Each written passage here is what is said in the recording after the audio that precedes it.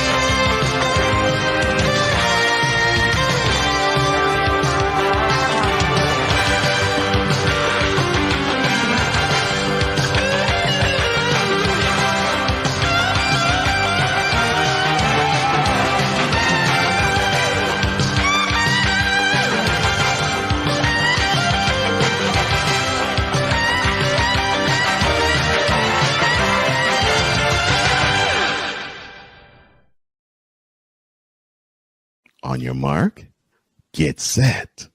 Let's go. I can't do it. We'll do it live. Do it live! I'll write it and we'll do it live! Mister, will you please wake up, wake up, wake up, wake up, wake up?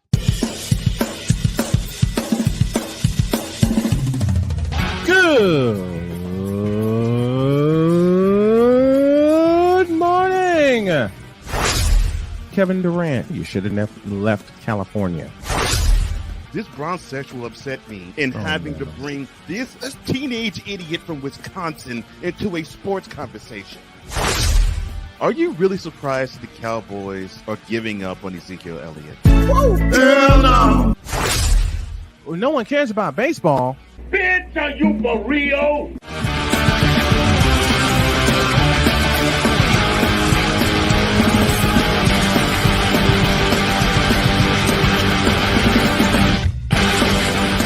Oh, yeah! You put my own ears out. All right.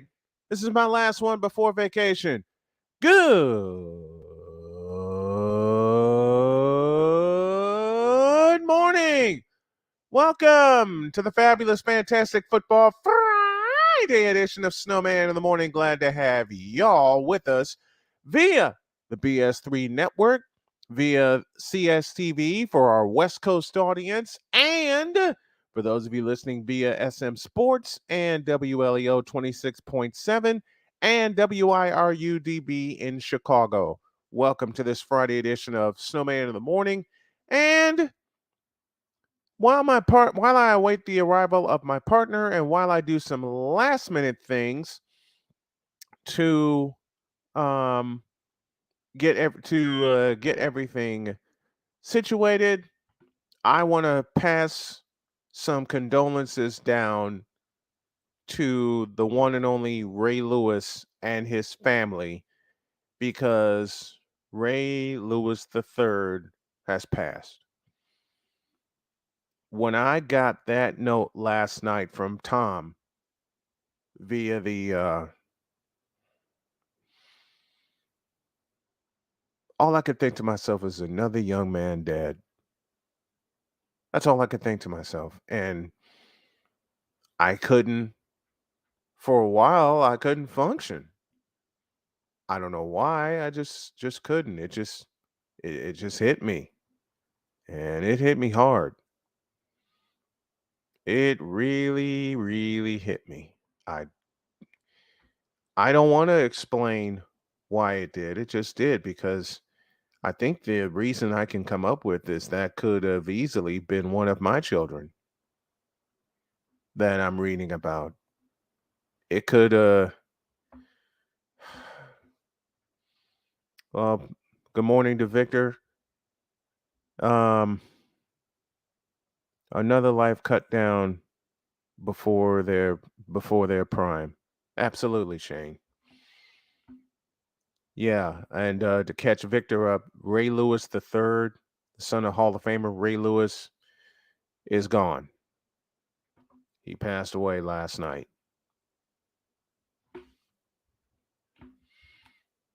This is for him and his family. So, what we're going to do is bring the energy. We're going to bring the energy the only way that we know how in honor of Ray Lewis III. We're not going to spend the day moping around, but another life cut down before their prime, and it's nerve-wracking. It's just nerve-wracking. Let's speed this up. Let's bring some fire. Let's bring some energy. Let's bring some positivity, because that's what Ray Lewis was all about. Let's bring the positive energy. And I'm going to do something totally off script. I really shouldn't do this.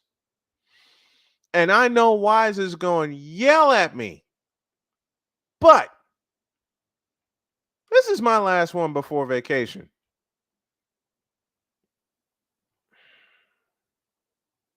I'm sorry. I am off to a bad start this morning. I will get it together. You know what? I'm going to dive into the feedback zone. Wise, good morning to you. It's Friday. I just got paid. I need some of that Johnny Kemp.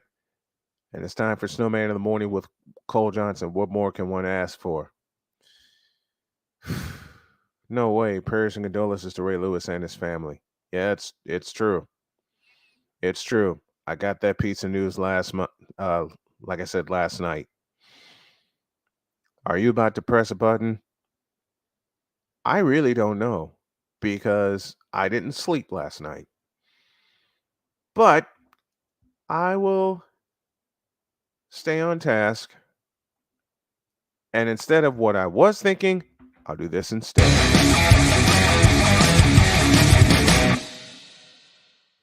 Well, it seems like the Las Vegas Athletics are near reality. Nevada Governor Joe Lombardo approved a bill guaranteeing the Athletics, ready for this, $380 million in public funds for a new stadium on the Strip, clearing the path for the franchise's move from Oakland to Las Vegas. Lombardo's signature Thursday afternoon marks a significant step toward, I can't believe I'm going to read this, ending the Athletics' 55-year run in the Bay Area and bringing Major League Baseball to Las Vegas, where A's owner John Fisher hopes to build a $1.5 billion stadium with a partially retractable roof. The Republican Rio. Thank you. Perfect timing. My partner's here. What the hell are they? I saw that. I'm like, you got to be You, kidding me. you And saw, and here's the kicker. That there's a 1.5 kicker to billion, this. yeah, that 1.5 billion dollar stadium, it's Yes. only supposed to capacity, if I'm not mistaken, seat 30,000 people. Give me Dolomite again. Bitch, are you for Rio? And off script, that concludes today's whip around.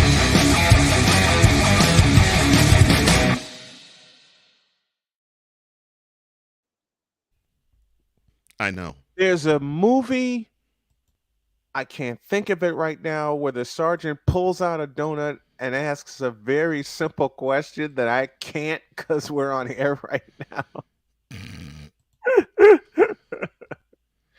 when Matter of fact, I'll do this in an edited form, talking about that stadium, whatever the hell it's called. Hmm. What the is that? I, Can you? I know you can't provide any answers. I I certainly wish I could. can't.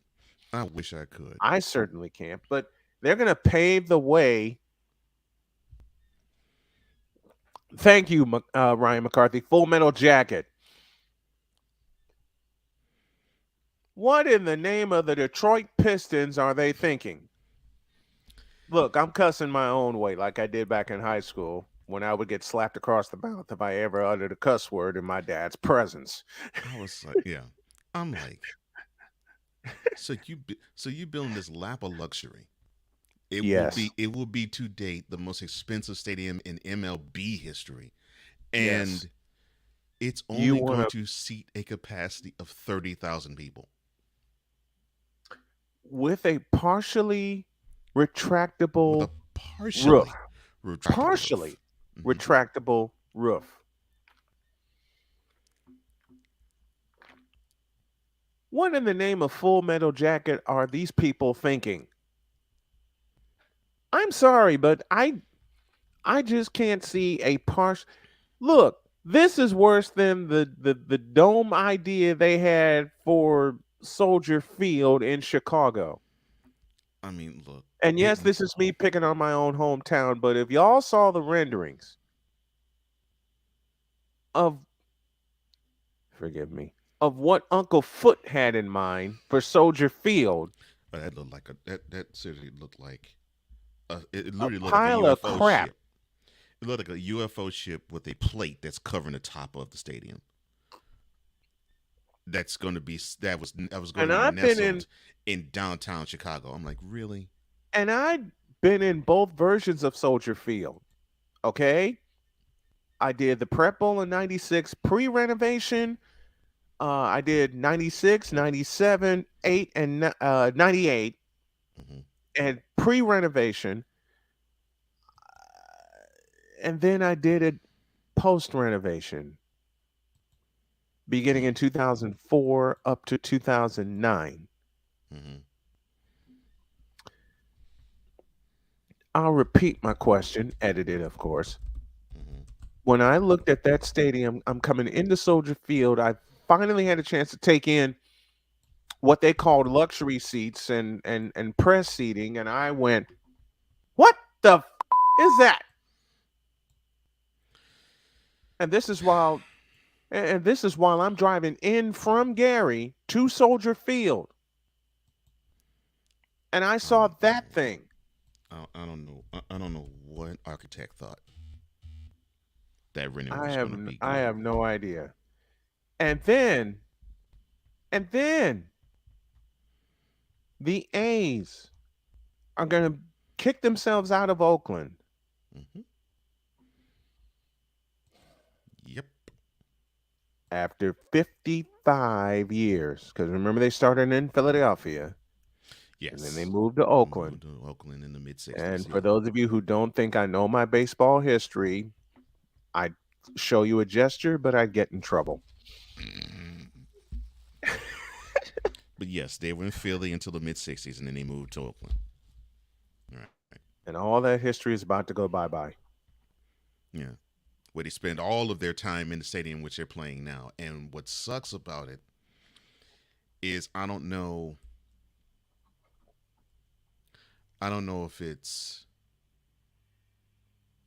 if it's the owners that are being cheap in Oakland, but it's basically just welcoming any opportunity to leave the city, Oh yeah.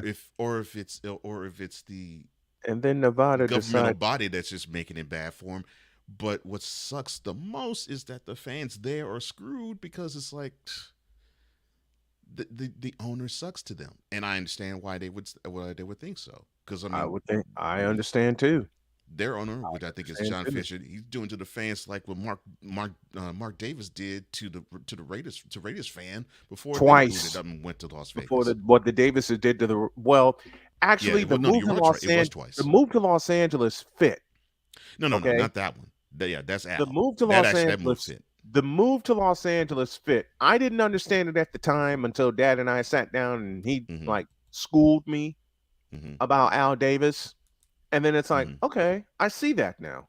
The deal with that was he wanted it funny the stadium even 40 years ago, Right, which is not great. Wanted to have the stadium renovated. The county was like, no, we're not going to do it. And right, so right. Al said, okay, we're packing up and shipping. Now, as you know, of course, as an 8-year-old child, when I saw that, I'm like, why are you moving from Oakland? Now, Right. being the mature adult, I totally understand it. You But f- totally get it. I but totally get fa- it now. but fast forward to Mark, his son. The bowl cut, in the mortal words of urinating tree, the bowl cut brigand. He figured, okay, well, it's just straight up the grass is greener, and we'll just accept any deal. And the fact that he had to come back to Oakland with the tail between his legs because he couldn't pull a deal to get them to Los Angeles again. Mm-hmm. He just takes Vegas. And you were correct in first because he did stiff him twice because he announced it. Yep. He That they announced were they were going going to to be Los Angeles. gone. That they were going to They're Los going to Las Angeles. Vegas. Yeah, they're going to Los Angeles. Then that got pulled. Then he said, well, actually, it's going to be Las Vegas. Then when he found out, well, okay, well, that stadium won't be done for about 2 years or 2 years. They're like, okay, well, we'll We'll have stay two in lame Oakland. duck seasons What? and stay there. I'm like, dude, really? Yeah. And he basically said it that way. Mm-hmm. He basically said it that way. And welcome to those of you on SM Sports 2 joining us this morning. All right, we're overdue for a break because we're trying to stay within format here. No, you know what? We're going to stay here. We're going to stay here to the bottom of the hour before we welcome Sam because I want to dive further into stadium disasters. Okay. I want to dive into stadium disasters and I want to specifically hit the city of Oakland. The only move I Man, understand, the mhm. only move I kind of partially understand was the Warriors moving out of Oracle Arena, which was falling by the wayside. Yeah, I That is an understandable move because you wanted to close Oracle Arena emotionally in a certain way. You know, Toronto beat them in game 6 in 2019 hmm and they pretty much had the Chase Center already built in Frisco. And yeah, they had already picked they I think 3 years earlier they yeah. broke They ground broke around on it. Yeah, it was. Yeah, on it was it was. 2017 or It was 16 or 17. It was. I think it was the year after. It was the after Durant's first year. I remember that because Mhm. I think he helped break the ground of Yeah. Okay, Chase so Center. it was 17 where they broke ground at Chase Center. So it was summer And 17. they Yeah. and they already had their arena selected. They had their place selected and it's a beautiful beautiful area. It's a beautiful arena and it just heightens two things. One, the haves and the have-nots, if you want to look at it that way, and I know Oh, I'm sorry. most people of a certain kind do Sorry. look Yeah. at it that 2017. way, Mm-hmm. and I am taking total shots at that. Second, it just highlights an area that's on the up and up, which is San Francisco, Oracle Park. Hello.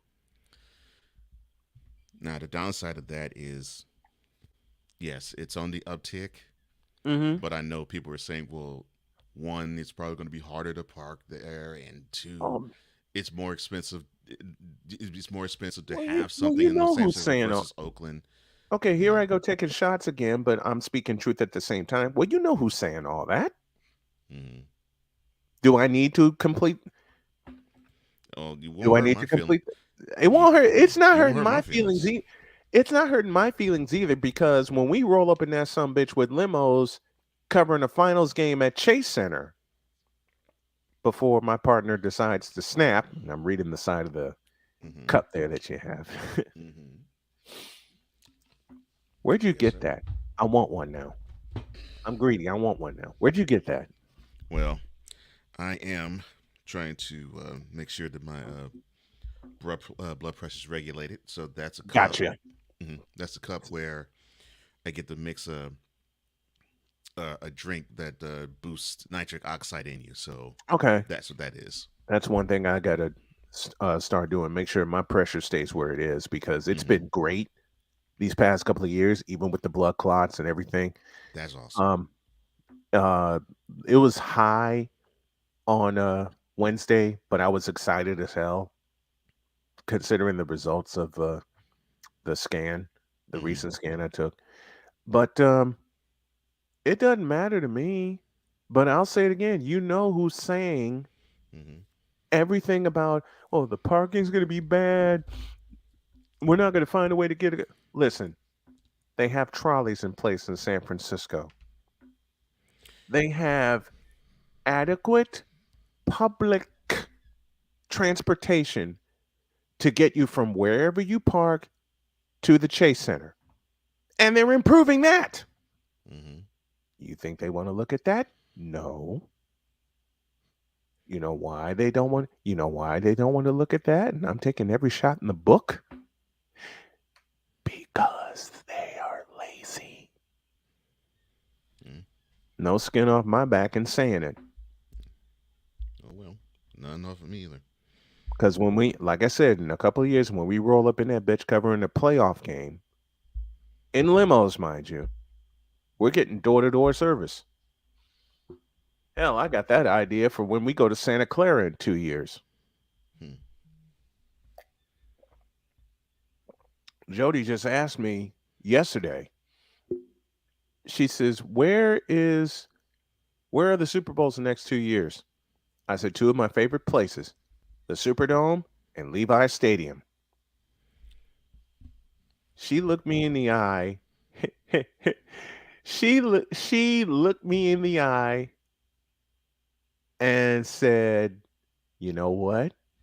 And this, you know how your wife gets an idea and this Mm-hmm. wicked smile creeps across her face? Mm-hmm.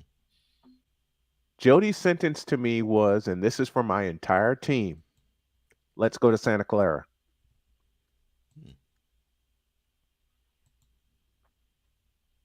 This is my wife saying this to me aloud. Mm-hmm. So we already know what we need to do. Hell, I already got plans of, if all goes well, flying you into, having you come to Chicago Hmm. for the HBCU Classic.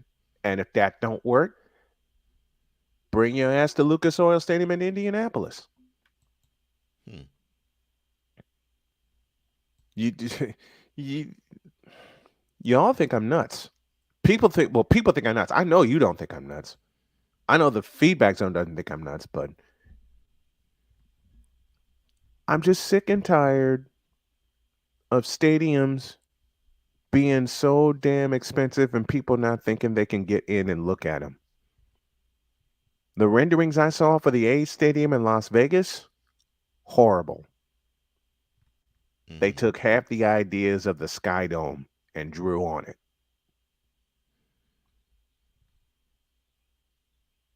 Find the lie. Mm-hmm. Find the lie.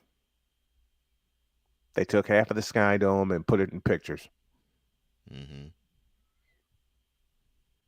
which is horrible in and of itself. Now let's take a break. We got more for you. Sam Shady at the bottom of this hour. You know who's coming at the bottom of hour 2. And this whole show is just going off the rails because it's Friday and we're going to have some fun and we're going to speak some dreams into existence. Back in a minute.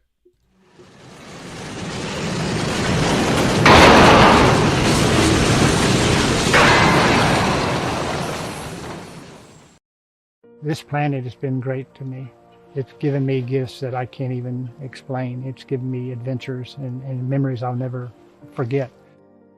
And Battleborn, I think, has given me the opportunity to go beyond and give something back. How can I be a better custodian to this planet and the place I live? That's where I am with Battleborn. Let's make the planet a better place.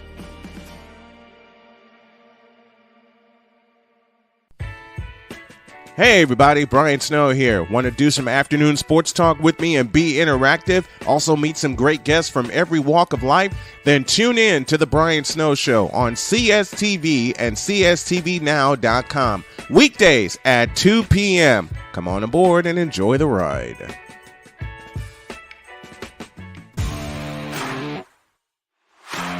PK Tire Pro is your one-stop on-the-spot auto service headquarters for a complete line of quality tires and auto services. For years, we have provided the Stockton, California area with the latest products and unprecedented services for everything we sell. And for years, our customers have been coming back.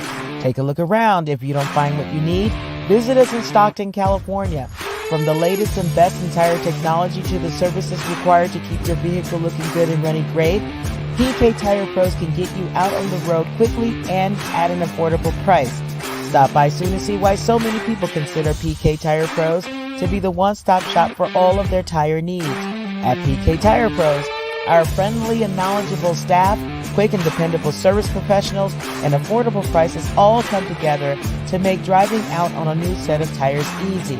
On top of that, we never tire of tires. Stop by and see us, and you'll be glad you did.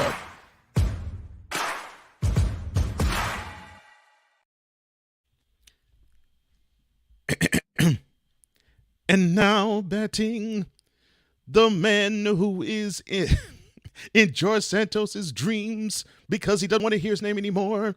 Number 420, Wise El Jefe. Number 420. Y'all are gentlemen. nuts. Good morning. Y'all are nuts. I watched that George Santos episode and laughed until I fell asleep. I thought Wise had gone in before. Oh no. Like I said, when you work with a pro like him and you notice some things, it's like, Oh yeah, man. okay, we must go in this direction. We must. And Because I mean, if y'all haven't checked out Mentality. Shameless plug for these two gents right here. Please check out Mentality. Please subscribe to the channels involved because we want to. I'll say it again. We want to get everybody monetized. Back to business. Well, Mentality is now that you mention that, hold on. Now that you mention that, shoot. So now, this is good news for YouTubers. They're scaling back on what the qualifications for monetizations is now. That is correct. So now it is 500 subscribers and 3,000 watch hours. If I'm correct, right? And I've I believe, and I've eclipsed both of those. Yeah, 3,000 watch hours, 500 subscribers, or with it's 500 subscribers and 3,000 watch hours, or I think it's 3 million. 3 million shorts views in 90 days. And they want to steer you towards shorts, but if that's not your forte, then the watch hours are huge. But so see, that's where the challenge becomes. Where what are you willing to do to take this to the next? So are you willing to clip those shorts, get those? So that's why I've gotten some programs that help me. It timestamps. It gives me everything. Okay, what'd you get? I need to learn from the Master Wise. What'd you get? And I bow to you, sir. I'm just getting into shorts myself. Because there's a couple of editing programs. The master of shorts is right there, right at the top. This man makes he knows what to do with shorts. Like all the shorts, like he knows what to do. EP, can you help a Snowman out beginning next week, please? I beg of you, sir. All right, let's see what I can do. And Wise, Bustelo for you. I had my coffee earlier, but then I have another cup today. Oh, by the way, I got this full of water, and of course, the wet one, also full of ice water. So that's one thing the doctor told me I got to keep up with. I got to keep up with drinking a lot of ice water, especially with as much as I use my voice. Yeah. And also on the next episode of Mentality. The following is a public service announcement from Wise El Jefe. Boston. This has been a public service announcement from Wise El Jefe. That will definitely be in the next episode. Definitely. Oh, yes. Boy. Yes. Oh, yes. Boy. Yes. I know it's going to be on the next episode. It's going to be on every episode from here on out. Of course it is. But I know for this particular episode, I know it's going to be on. Gotcha. And I don't even know what the topics is yet. So you know what? And you got to tune in just like I'll be tuning in. You got a response here from my buddy Shane Lake up in Maine. Wise, I speak for all of the Bean and the rest of Red Sox Nation when I say the Yankees. The following is a public service announcement from David 3000. Yankees suck. This has been a public service announcement from David 3000. Shane, I would not expect anything different. There you go. From someone from Boston. So yeah. Well, that's the fun part of rivalries. Mm-hmm. Yeah. So it's all good. Then we got this piece of breaking news. Michael Jordan finalizing the sale of the Charlotte Hornets. He will no longer be the majority owner. Good. Well, but he already has his billions. And yeah, yes, I said that, billions. Yes, I'm glad he's selling the Hornets and he made money. So more power to him. He made money. He's getting into NASCAR now. He's in NASCAR. Yeah, he's deep in NASCAR. Listen, Mike is an entrepreneur. Mike has different businesses. Brad Daugherty has been in NASCAR. Yes, so him and Brad Daugherty are friends. 30 years. Yeah, 30 years.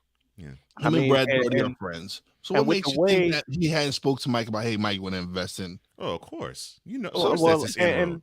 Since they're North Carolina Brethren, yeah, that's his inroad. They both share the same alma mater, University of North Carolina. Yeah. Mm-hmm. I mean,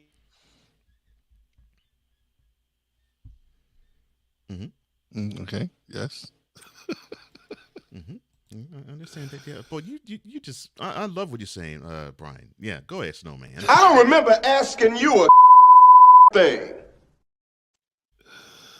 Let me see. LeBron James sucks as a basketball player. Don't say that. It's Friday, not Wednesday. You're just having a conversation. We having a conversation for everybody now. I could have spoke for myself. Like, today's not Wednesday. There's no need for LeBron. I know. No. I'm trying to parody. I know. what I'm trying to do. Yeah, the Cubs suck. The Cubs blow. No, not just joking. Oh, dude. So what's on your mind in the sports world? Oh no, we're gonna discuss this on our show, man.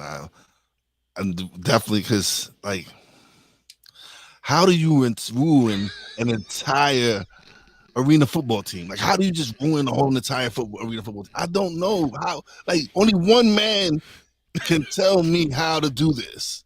Here's the messed up part, though. They were the defending champions of that league. It blows my mind how the mighty have fallen. Like how do you let this happen? They were the defending champions of that league, and they go from being the standard bearer in that league to being kicked out of it. Bro, how do you go from and that fire and listen, that I'm sure they're fan, and the ones that are suffering are the fans. That's who's suffering the worst. It's not the league, it's not the team, it's the fans. Yeah. The fans that supported the Empire and before then, whatever. It's just, it's crazy, man. I'm sorry, but who didn't see that coming? And I'm talking about I give you that. I knew some clown stuff was gonna happen. Yeah, that's what I'm talking about. We knew clown stuff was gonna happen, but I thought like the clown stuff would be he's gonna play in games, playing in games, and that would be the circus. I didn't think it would him be not paying his fees and paying whatever he has to pay and getting the whole team booted out the league. See, my hope was, okay, so he'll be a figurehead owner. Okay, so the guy who actually is going to be a puppet in the front, who's actually going to be running the stuff would basically have him not have anything to do with the operation of the team. He got rid of all his football people as soon as he got there. What position did they say he turned over 5 times? Oh, he head coach. He fired head coaches 5 times. Lord have mercy. How are you defending champions and you fire your head coach 5 times?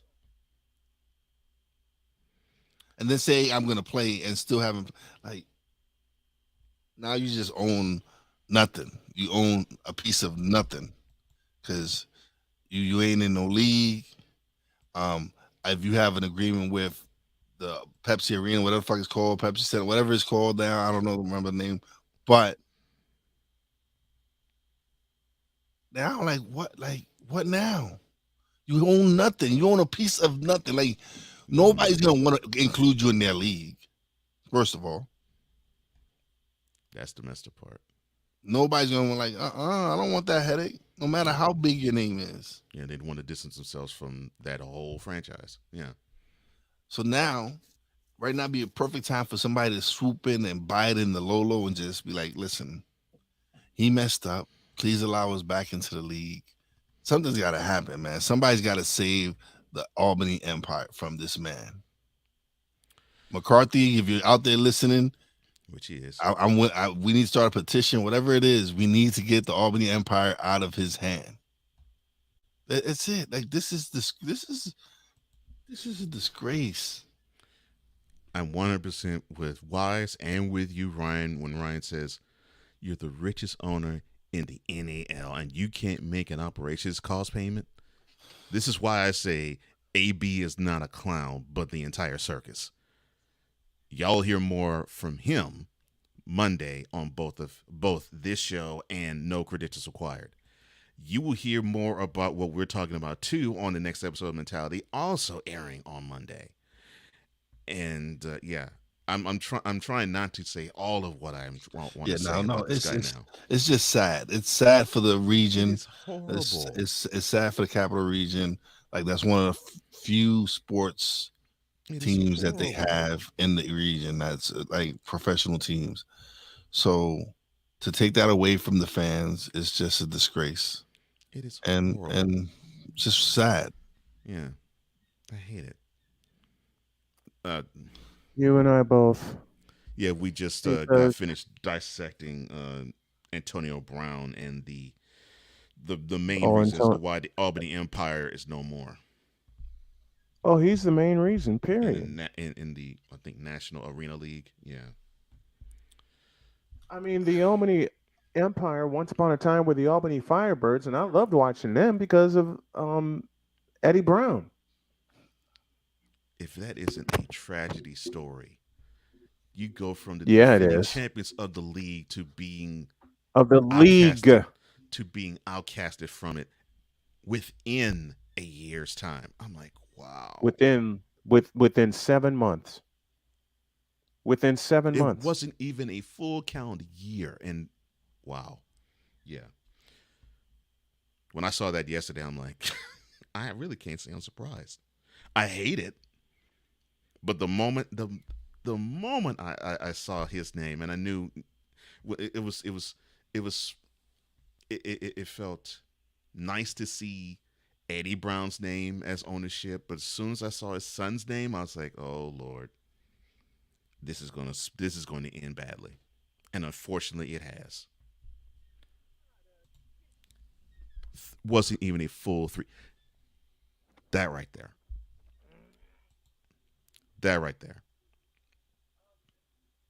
And he says he threw the entire empire under a lifeline. I mean, he threw an empire lifeline. Unfortunately, there was a boulder attached to that line. There were 2 boulders attached to that line, and a cliff that boulder and a cliff the boulder went, and a canyon the boulder went down in. And it's a shame. Yep. It's absolutely a shame to see that happen to what once upon a time was what could be an ambassador team in the Arena Football League. Because when the when the Albany Firebirds showed up, they took the league by storm. Mm-hmm.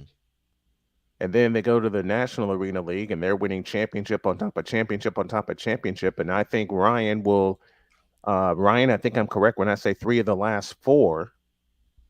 And then defending champs. And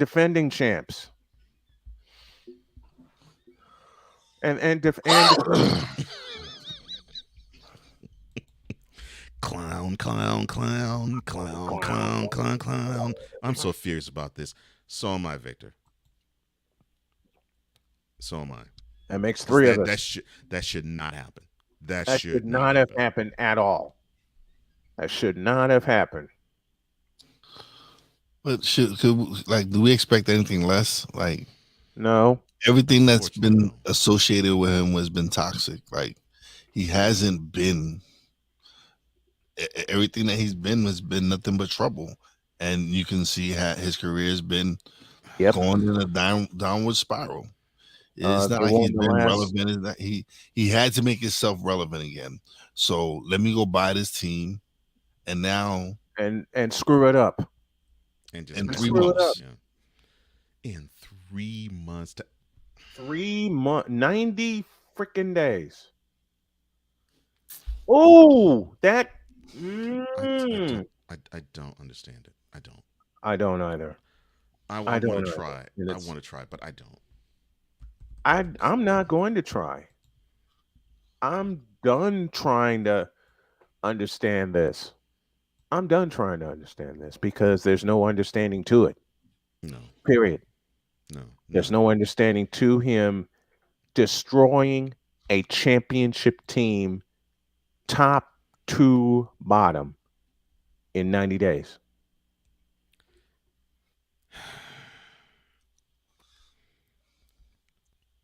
And it was all That's cutesy awful. when it was all cutesy when Brown looked like a clown that he always does, and and the Knickerbocker Arena staff did not know that Antonio Brown was the owner of the empire and they wanted him to get off the field.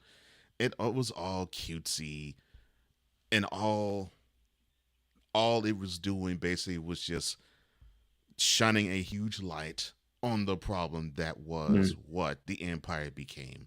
yep. Big time problem. He's Big time just a problem. huge ball of chaos, which Hmm. that's Antonio Brown. He's a huge ball of chaos. To say the least, he's a huge ball of chaos. Mm-hmm.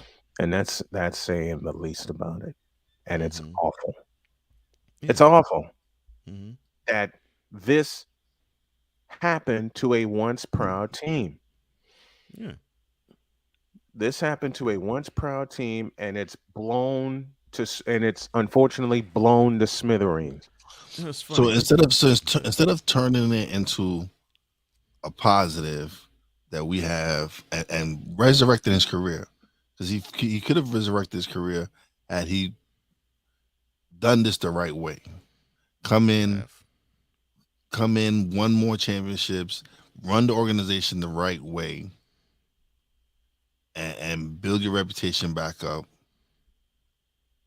But no, you come in and you do this show dog and shony po whatever, and just you just ruin something, an opportunity, because now it's gonna be looked at as, oh, see, look at this clown, look at this black man who got an opportunity to own a franchise.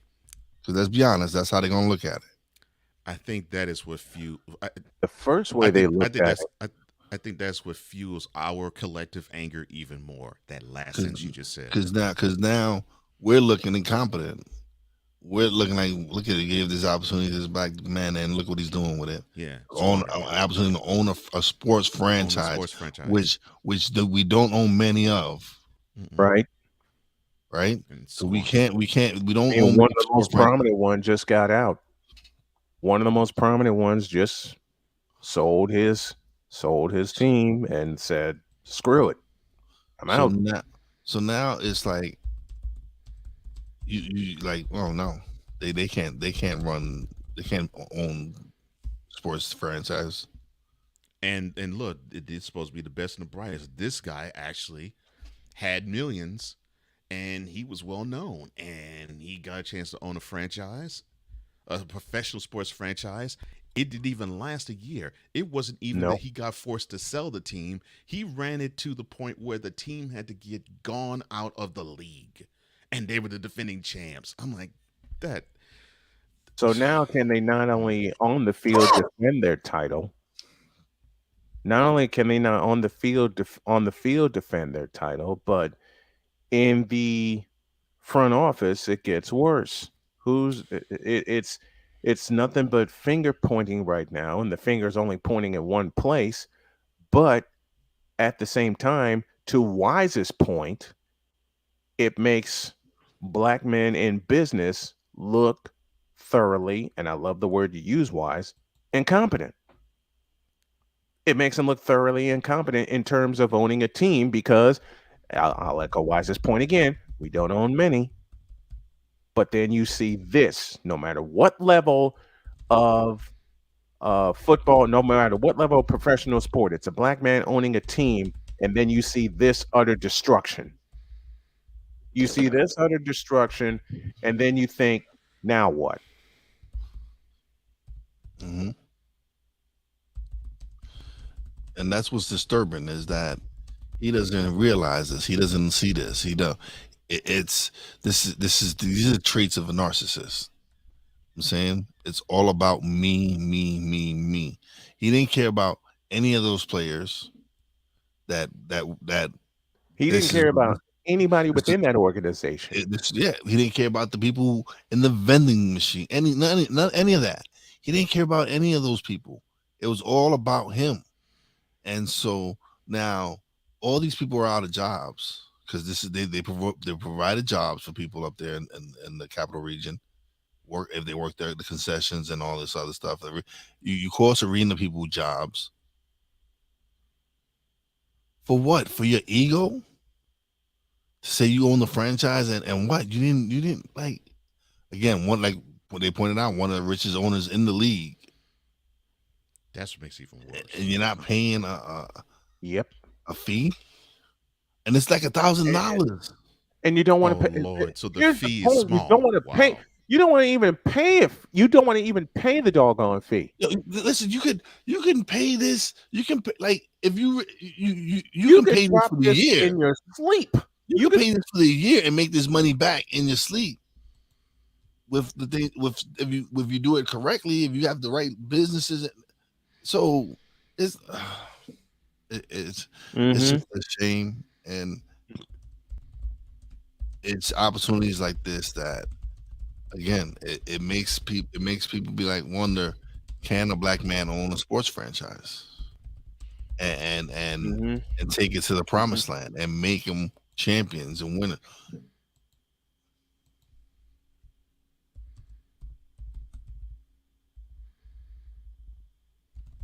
Own a sports franchise, take it to the promised land on the field, off the field, and most importantly, Wise, make it profitable.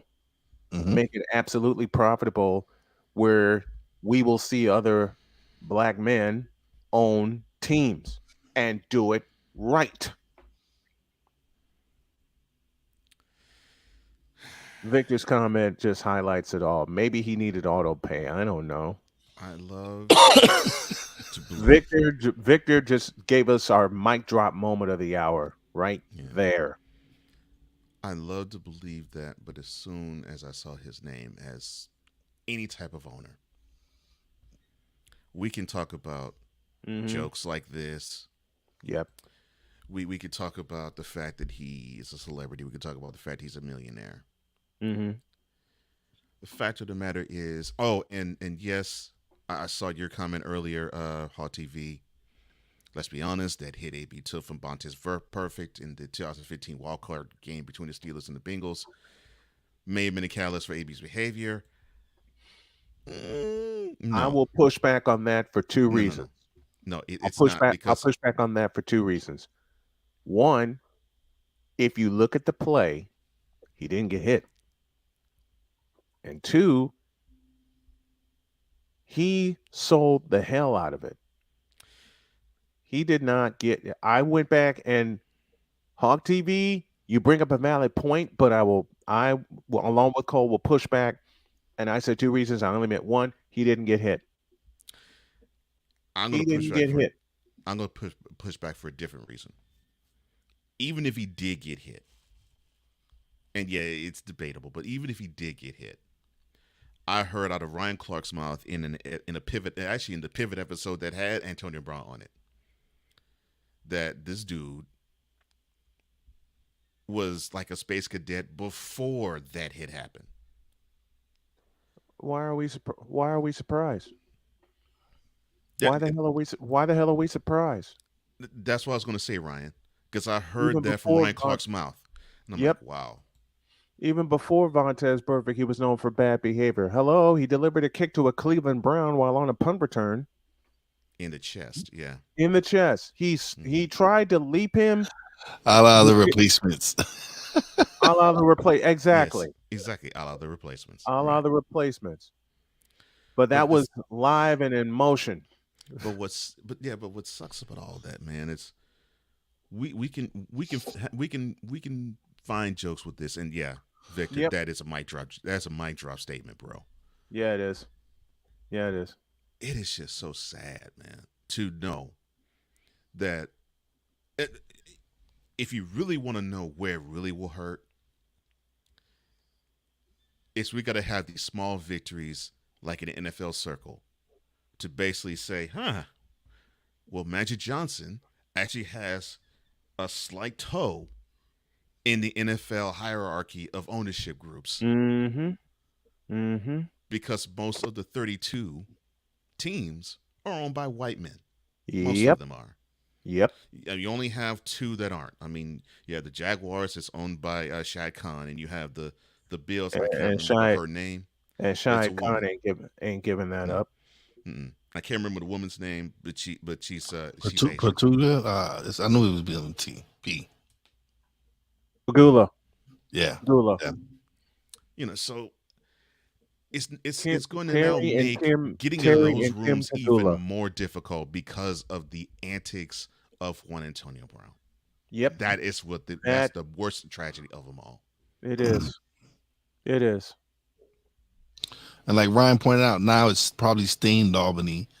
If any future owners want to start something, It's they're gonna be like, stained. nah, we know what happened last time. It has stained Albany It from a sucks. return to the Arena Football League, which is cranking up next year.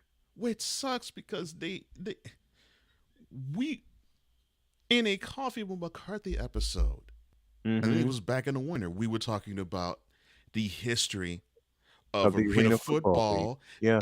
and Arena Football League in Albany and how much of a good And it was right history before the and XFL relationship season. It was right and before. It was right right during the before the XFL XFL season cranked yeah, up, yeah. So it was about the and winter. we discussed that, and we Yeah, discussed how cool it would be to see the Albany Empire / Albany Firebirds return to the Arena Football League, and and now all here's that is up in smoke.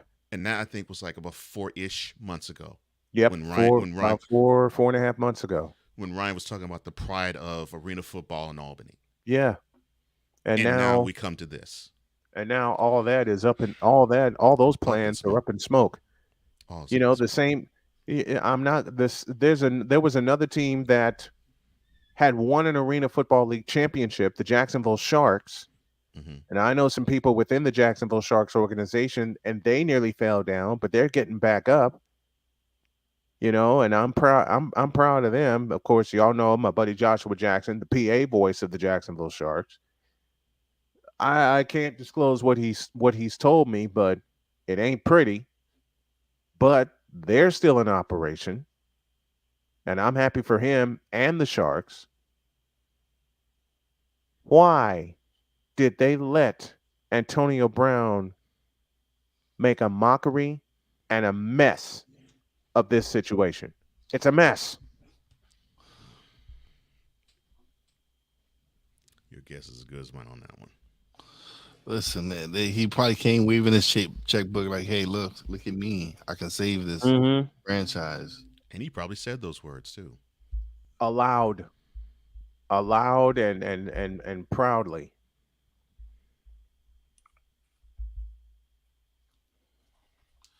And then when I saw the clip about him getting kicked off, I was kind of feeling like, damn, yeah, he's the owner. Why y'all doing this, treating him this way?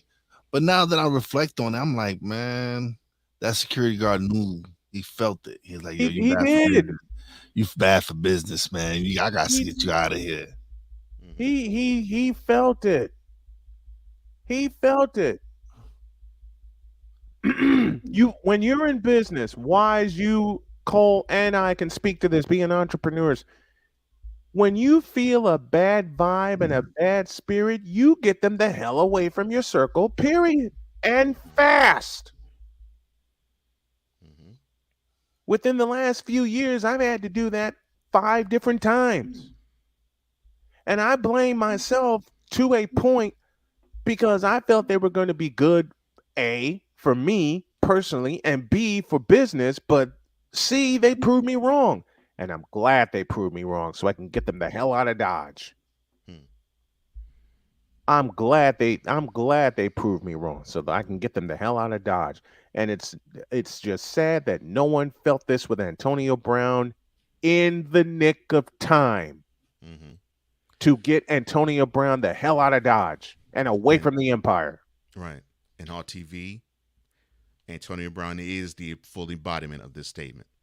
If Many anything, people now see why sports owners vote on who joins the ranks to become owners, because they want to make sure that an owner of a franchise is not going to make a mockery of the whole league. Exactly.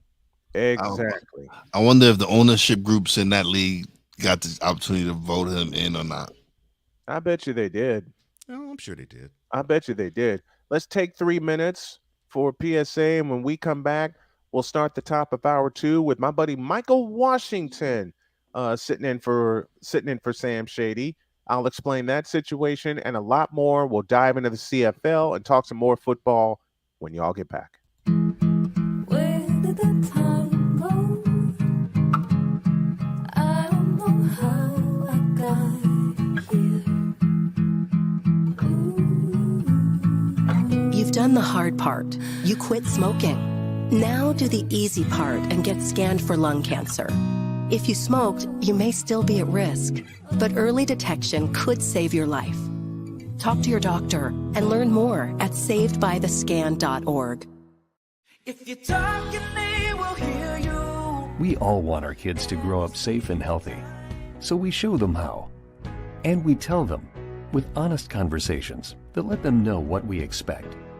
Not just one time, but every chance we get. That's especially important when it comes to alcohol and other drugs.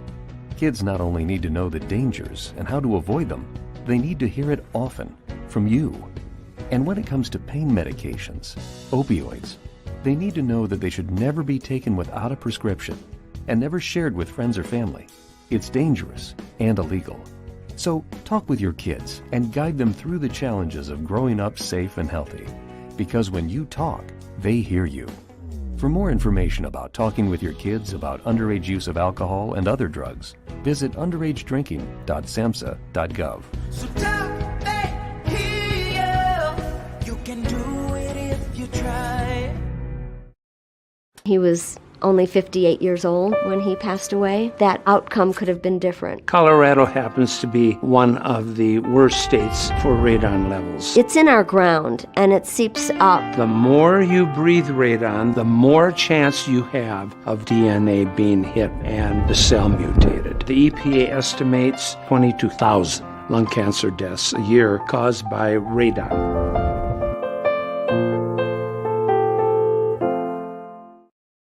Time for hour 2 of this spectacular. Ryan McCoffey now joins us this morning. That's what you need to do to beat Josh Allen. You need to make him uncomfortable. Hour 2, time for some Spivey notes. And here's Jag. Well, I know he's only in his 3rd year, but they're just wasting Justin Herbert. Hour 2, the hardest working content creator I know, the playmaker. Hey, LeBron James, the greatest scorer of all time. Hey. Hour 2, the one, the only Christopher Dietz. They rewarded Ohio State for not playing, and they punished USC for playing. Hour 2, Sam Shady. Oh, man. It's been a roller coaster ride if you were a Philadelphia Stars fan. Hour 2, that's Big Ben, the man in charge of the BS3 network. And if I see Kurt 2 Chainz Cousins out. Hour 2, Chris Bay's joining us. Oh my God! Oh, this game! Oh, way to go, Sammy! Hour 2, was Oh man, I thought I missed it. What in the all types of blue hell? Time for hour 2 of this spectacular, and it starts right now. Hey, man, oh man. We are back, hour 2 of Snowman in the Morning with Cole Johnson and YSL Jefe on this fantastic, fabulous Friday edition of the program. Thank y'all for joining us. Michael Washington will join us in just a moment. But we got two pieces of breaking news. One, John Morant is suspended for the first 25 games of the 2023-24 NBA season. We will dive into that before Chris Bass gets here, and I expect the fellows sitting in for me to definitely dive into that over the course of the next week. And the second piece of news comes out of San Francisco, where the Warriors have turned to Mike Dunleavy Jr. as their new general manager in place of Bob Myers, who has stepped down. Now, let me welcome my CFL brother from another. We had a great time on CFL Weekly last night. We're going to tape on Monday so we can get the next episode out to y'all while I am on vacation. This is Michael Washington, and he joins right now. What's up, Mike? What's up, Brian? Can you hear me? I got you, brother. How are you? Man, I'm doing well. How are you? I'm doing great, man. Did you have fun last night with our initial episode? Anytime I'm talking football, man, I'm having a blast. So yeah, I had a great time. We're gonna have a blast here. What did you say about last night's CFL game that may happen?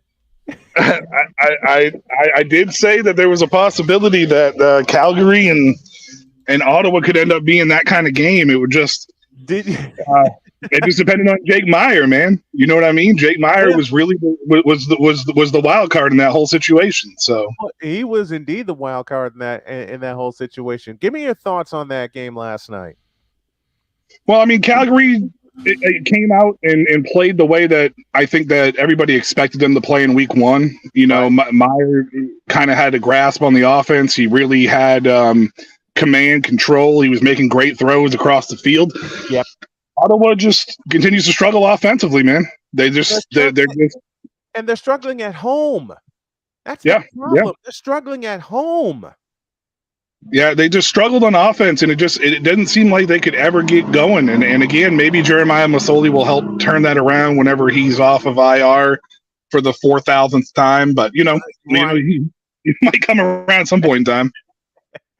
Jake Meyer, 22 of 33, 272 yards, didn't throw a touchdown, but threw a pick.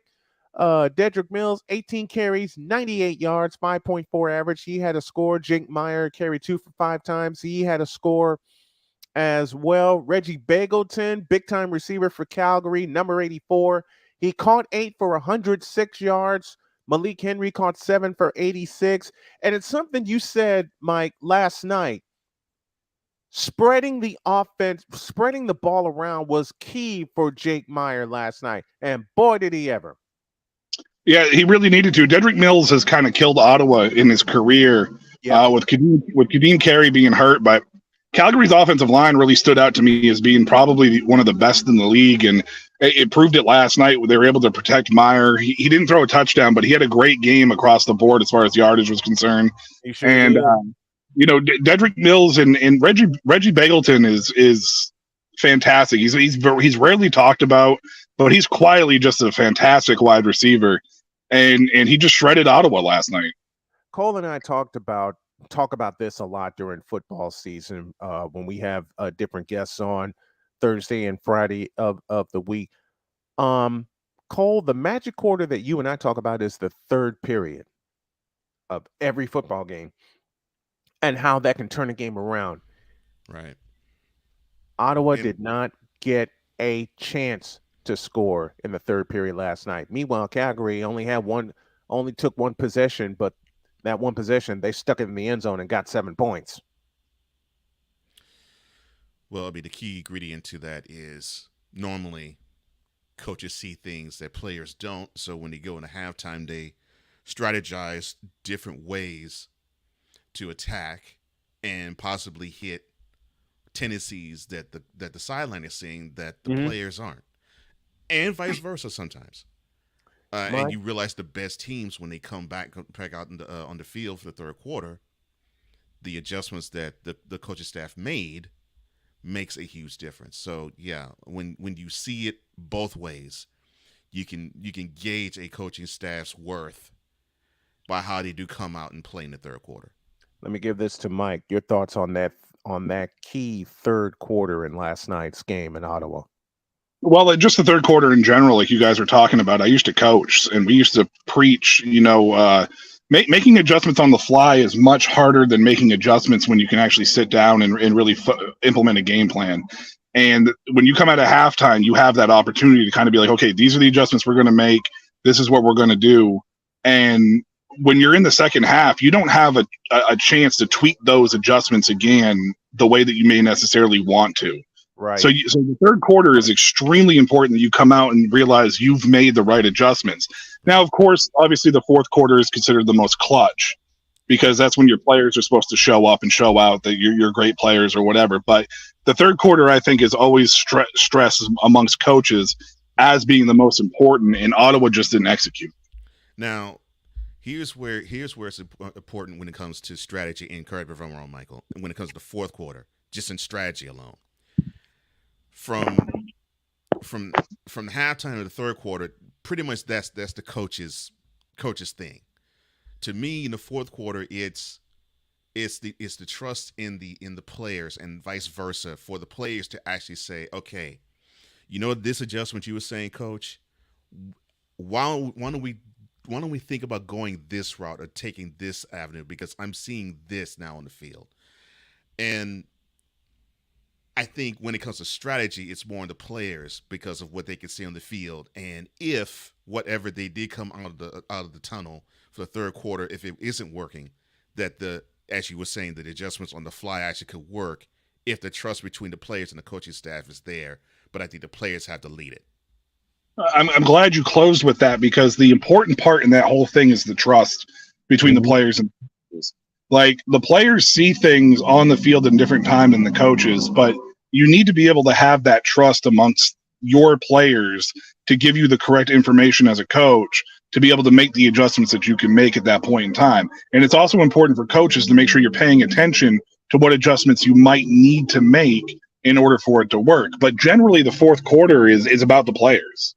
I mean, you want to get your guys out there to trust it. And sometimes those game plans, they go out the window in the fourth if you're in a close game and you just say, we're going to hit you with our best plays, go execute. Right. So in Ottawa, last night specifically, just talking about that one game, Ottawa didn't do that in the second half. And it feels like that through the first 2 weeks, Brian and Cole, I don't know if you watched the CFL or not, but through the first 2 weeks, it feels like that Ottawa hasn't made those second half adjustments the way that they need to. And they looked awful in the second half last night. They looked absolutely, well, I'll go ahead and use a word that I use often to describe offenses, and Cole has heard me use it, and Wise has heard me use it, putrid. Yeah, it was awful last night. Absolutely. They looked absolutely putrid last night.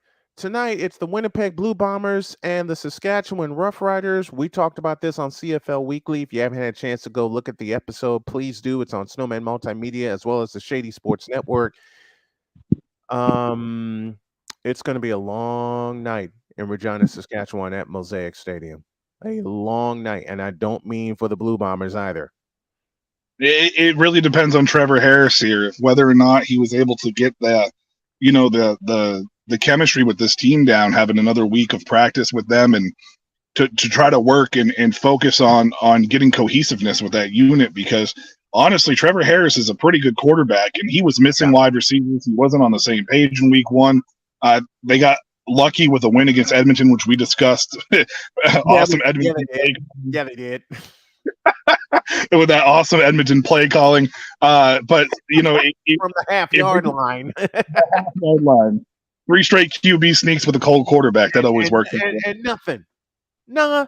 You could have leaned Taylor Cornelius 6 inches one way or the other. You'd have stuck it in the end zone. Easy.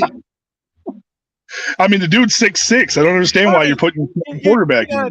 You got 6'6" and 245 pounds of Taylor Cornelius, and yet you pull him from the most important possession of the night that occurred in the fourth quarter, that was at the half-yard line, and a chance to go ahead and steal one at home.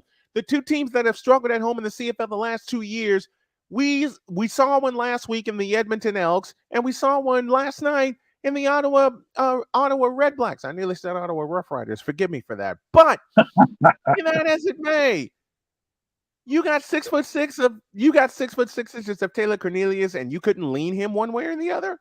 What?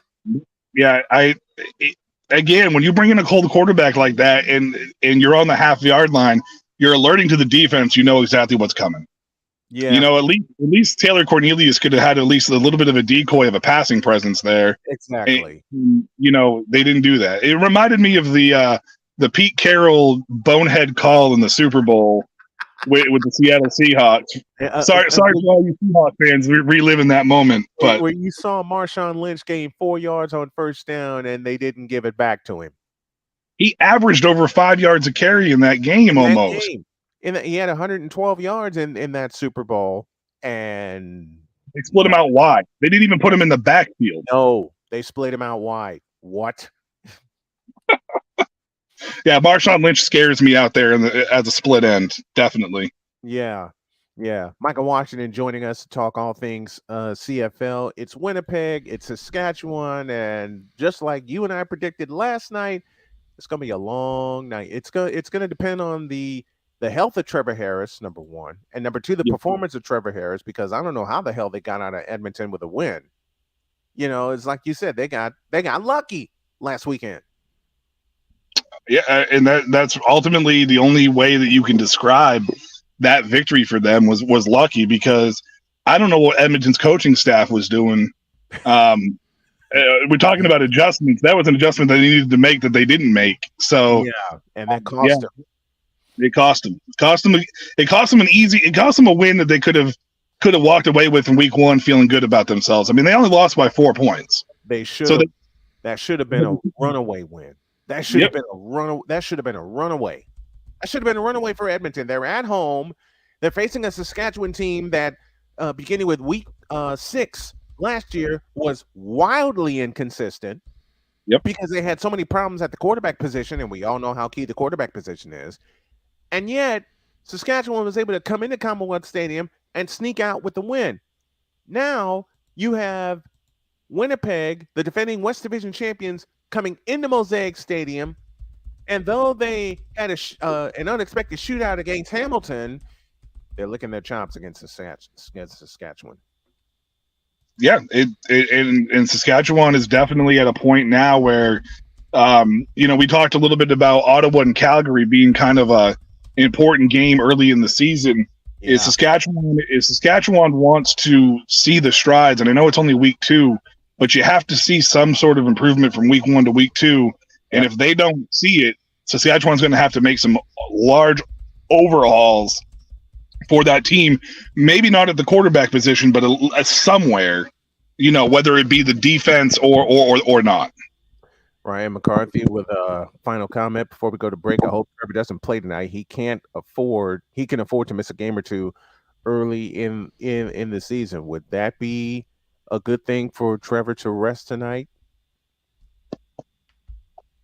I mean, it really just depends on whether or not they have trust in that second, that second quarterback or not. If they have that trust, then maybe it might be good, because like you said, week 6 of last year, they were wildly inconsistent, and the quarterback play was a large part of that.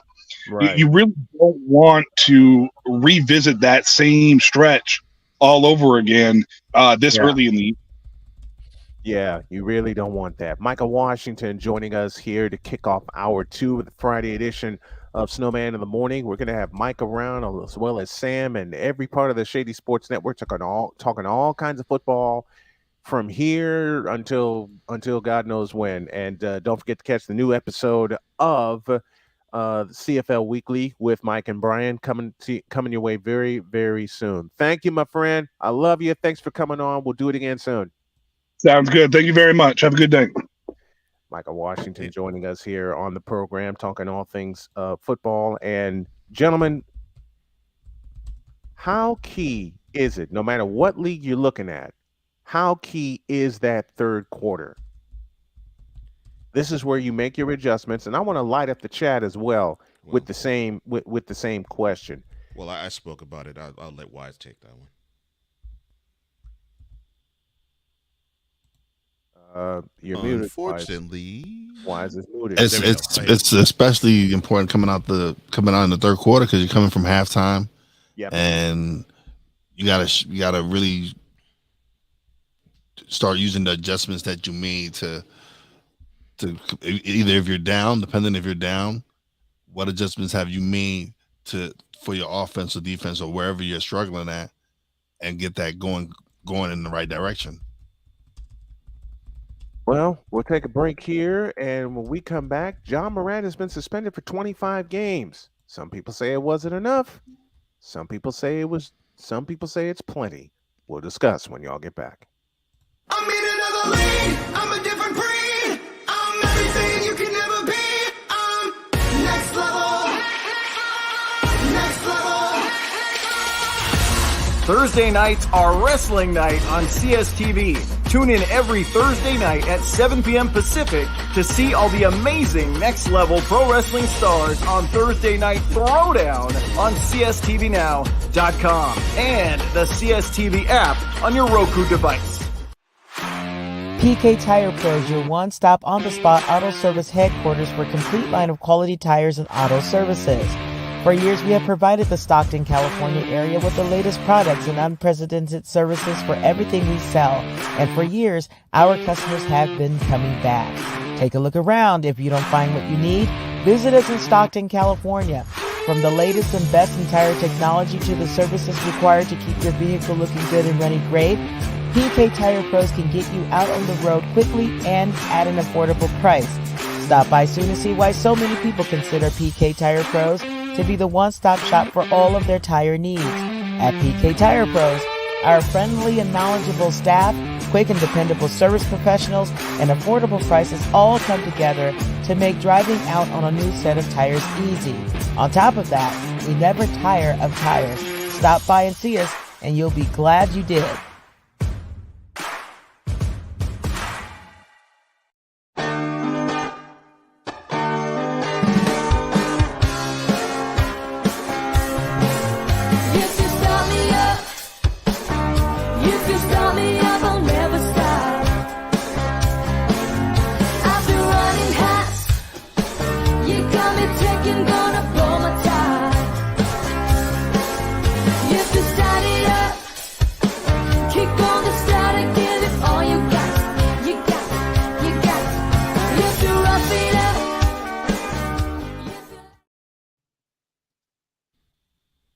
I forgot to put the transition back in there. I'm going to need Cole's help while I'm busy recovering next week. And Because we take this job so serious. Man, I went home that day and talked to my wife, Vicky. And Vicky was like, "What's wrong with you? You pissed off?" "Yeah, I got this partner I'm working with back in the radio station. The Negro be lying."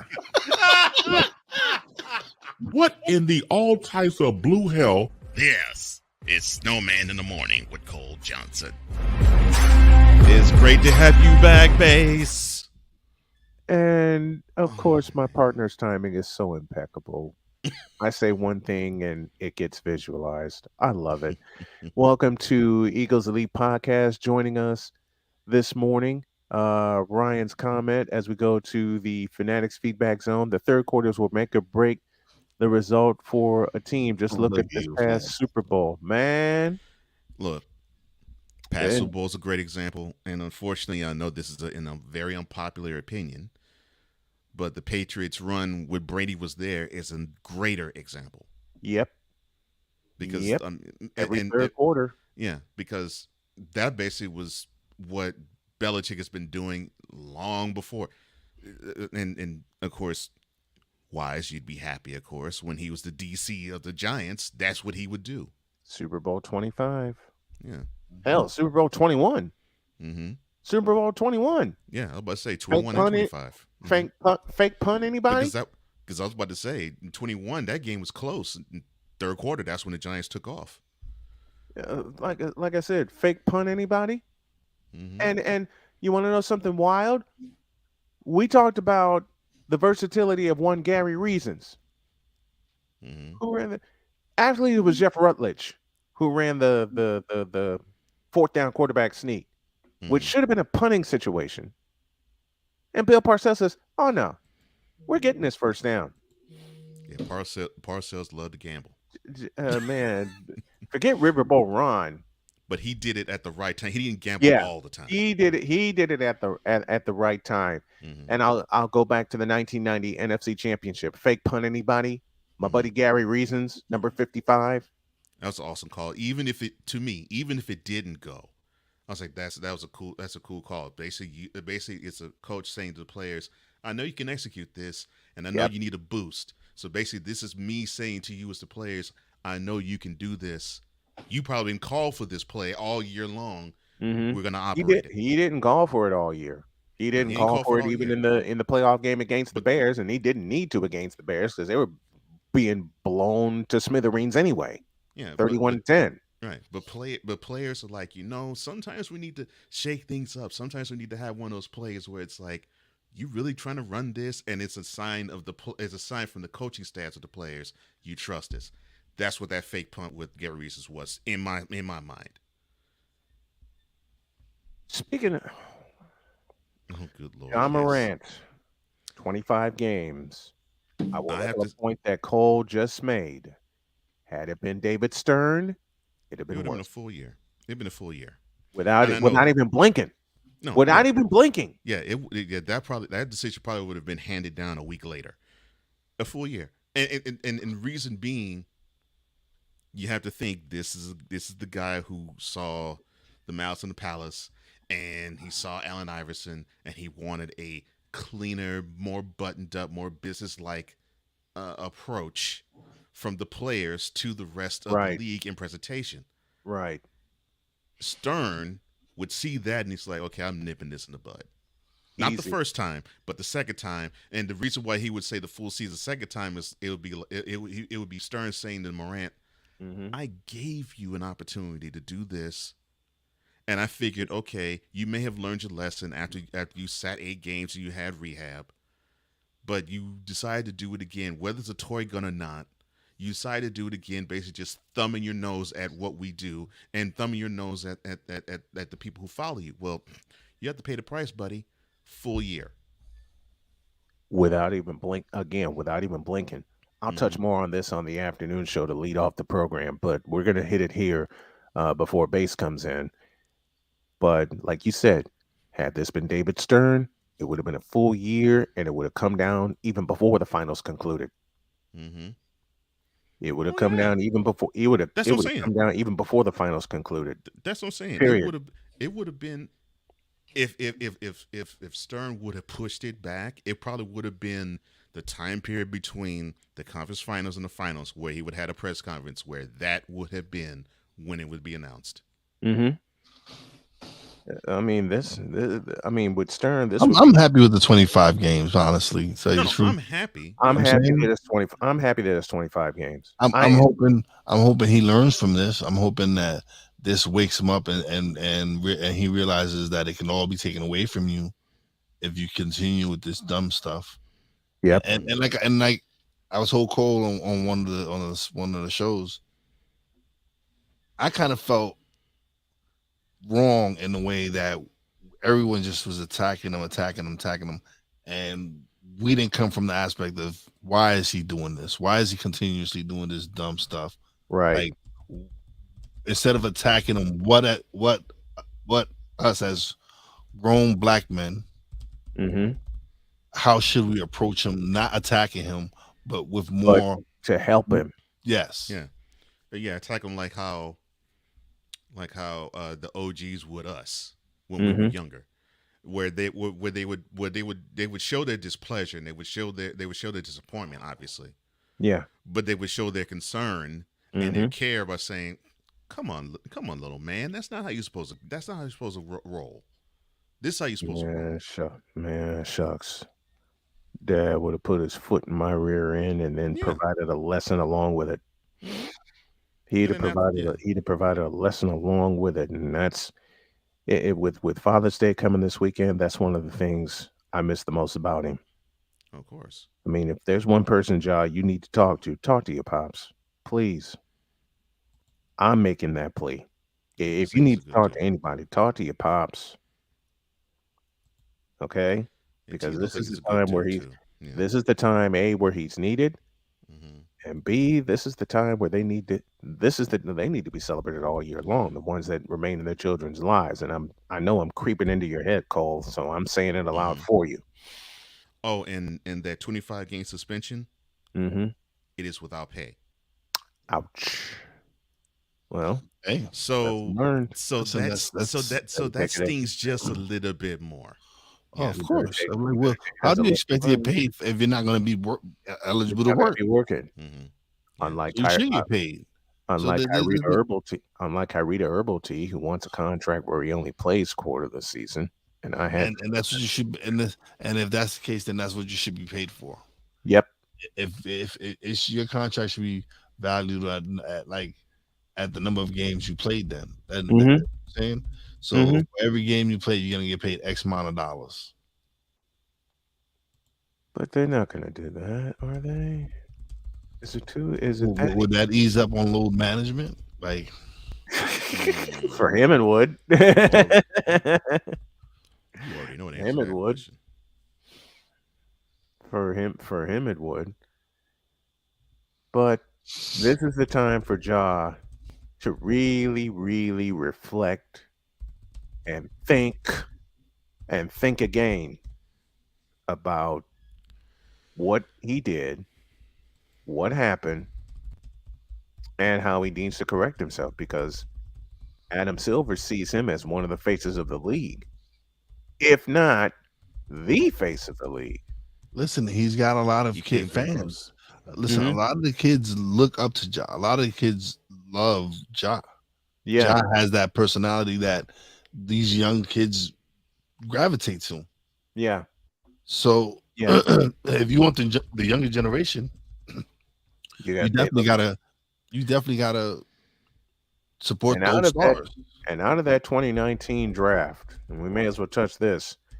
Out of that 2019 draft, except for these incidents, who's the most successful out of that draft? It ain't Ja Zion. Morant. It was John Morant. John Morant by a country mile. Thank you for saying that, Cole. Now you take me back to my roots in North Carolina. Damn you. And I mean that kiddingly, of course, but it is by a country mile. It is by a country mile because Chris Deeds said it. Here. The person you needed to watch was John Morant, and I was heavily into John Morant. Everyone is talking about, oh, Zion Williamson's going to change the league. Give me this button. Bullshit. I knew that when he blew out of his shoe in front of a national and a world audience at Duke University against his heated rival. And I'm inclined to think he didn't take that game seriously. Zion is a clear-cut example of what it is like when you can do these athletic things and everybody and their mom, and I'm talking about fans, media, casuals, all flock to this talent and say, this is the next big thing. And and I remember saying, and I still stand by it. I said, this guy is getting hyped in a way that we haven't seen since LeBron. And it was all due to the fact that he was a man child. Yep. When he's okay, so and can dunk. But when he's on the court, he's unique. When he's on the court, healthy. Yep. So agreed. So it's hard to label him a bust right now because he can still turn it around. He can still turn it around. He can still turn it around. The only way, and I will push back only with this point. I will push back only with this point. Is he a freakish athlete? Absolutely. Never said anything to the contrary. The only way he turns it around is if he gets the hell out of New Orleans. The problem with him is not his game. I will say that because it looks like he has game, and I mean, it looks like he looks like he has good fundamentals now. Because in New Orleans, he seems like he's learned some, and he's more than just a dunk machine. But man, between those ears, though, Wow. Not only that, I'll echo a point, and I usually don't repeat a point by Gilbert Arenas, but I will say this: he's playing out of position. Yeah, he's a small forward. I don't Yep, know why. I don't know why they want to make he is him playing a out four. of he's playing because he's 280 pounds, Well, and he reports to camp way out of shape. yeah. Well, you got to challenge him. You got to challenge him. Be like, look, you're only 6'7", dude. You can And play like you Charles Barkley and be 6'4" and a if half and a he power developed forward, but you a don't jump, have the mentality to want to bang down low. You don't want to be down low. You want to be out in the perimeter. You want to show that you have hops. That's not something that Charles Barkley. That's not something that Charles Barkley did all the time, but he could show he could do it. Obviously, yeah, he could show he could do it, and he yeah, did do it. yeah. And I mean, He did, and he did do it. dribble. He could dribble coast to coast, and he had burst, and he later on developed a jump shot. But his calling card was when you got him, when he got you in the block, you could not move him off. That is not something you do, Zion. So you got to actually be a small forward, and you got to come off them pounds. Because you'd be too slow for any small forward. Look at Shane Lake's comment it's what we were talking about, big dog. Attitude. Yeah, that's what I'm He saying. doesn't have the attitude to want to improve. That's what I'm saying. Between the ears. That's all it is with him. Between the ears. The big difference between Charles Barkley and Zion Williamson, which is what a lot of people compare him to, Charles Barkley had the attitude that he wanted to get better. And the thing with Barkley, he was good in Philadelphia. Don't get it twisted. He was good in Philadelphia. He got better when he got to Phoenix because he was slimmer. Yeah, he was He elite had with the a Suns. jump shot, and he could, even in his advanced stage at the time, he could run. Mm-hmm. He became he was the round mound of rebound in Philadelphia, but he became a thoroughbred in Phoenix. Mm-hmm. And part of that was due to playing with Kevin Johnson. Yeah, which helps. It helps when you play with a dynamic point guard who wants to look for you. Yeah, and he looked for him a lot. Mm-hmm. He looked for him a hell of a lot. Mm-hmm. All right, 33 after the hour, and y'all know what time it is. And now, the transporter to Hades, the reformer of hooker whores, and the bronze god, the one, the only, the legendary Chris Bay.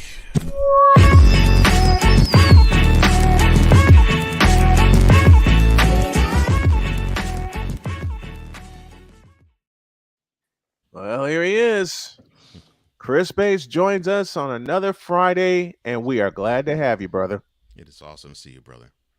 Glad to see you all as well. Also, of course, hello to the Rain Man, to the Mad Scientist, to Wise, all the boys and girls in the comment section. Happy Friday and boom shakalaka to all. So Bass got his Nino Brown look on with the all black right now. Hey, look, man, let me say this in totality. I've come to the conclusion, and once again, shout out to the Denver Nuggets for winning their first championship. Yes. Michael Malone, who was, of course, the head coach, listening to the audio of their celebration, and I come to the conclusion that Michael Malone is a tough, light-skinned man. Yes.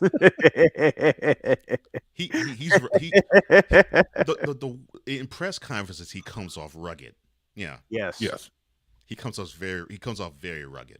Listen to the press conference after game two. Mm-hmm. He's rough, rugged, and raw, and that's how he operates. So look, I ain't mad at him. And some people do pass from time to time, and nothing wrong with that. You do what you gotta do to get in and fit in, all type of crap. But that dude is a hard-skinned, light, hard-skinned brother, and nothing wrong with that.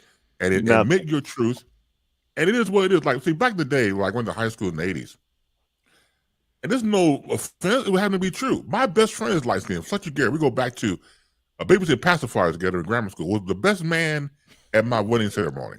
He's light skinned. He owned to this. Light skinned brothers own the 80s. They owned it. That's unfortunate, but you're right. This is truth. true. It's the truth. The brown and black brothers didn't have a shot. None. And nothing. None. I'll be sure. I'll be sure. El DeBarge, the entire DeBarge. Oh my God. My best friend. My family. My best friend Fletcher. I'm telling you, look, you could like be one-haired or curly Q or one hair. You know, one hair. Kickstand. Ain't no change but your limp. Oh my and you can pull women. It made no sense. It just as long as you light skinned did you got man all types of women.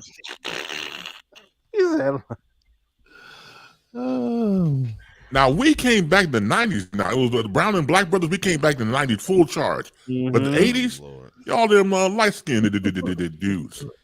Oh Lord, I hated the 2000s for just this one sentence right here.